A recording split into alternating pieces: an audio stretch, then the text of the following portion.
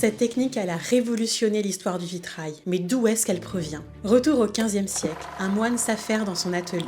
Il vérifie la température de la cuisson des plaques de verre qui serviront à la réalisation des vitraux. Mais catastrophe, au moment où il se penche sur le four, un bouton en argent de son habit tombe dedans. Il attend la fin de la cuisson, mais là, surprise, à la sortie du four, le verre a pris une étonnante couleur dorée. Que s'est-il passé? Bien sûr, le coupable, c'est le bouton. Les sels d'argent se sont colorés au contact du verre, lui donnant cette étonnante teinte, c'est ce qu'on appelle le jaune d'argent.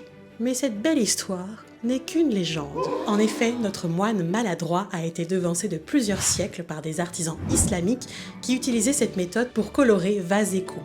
Le jaune d'argent arrive finalement en Europe grâce à la traduction en espagnol d'un manuscrit. Et ça change tout. Jusque-là, il fallait colorer les bouts de verre et les relier les uns avec les autres par des tiges de plomb. Mais il est désormais possible d'appliquer les sels d'argent sur le verre à l'aide d'un pinceau. Les motifs apparaîtront jaunes après cuisson.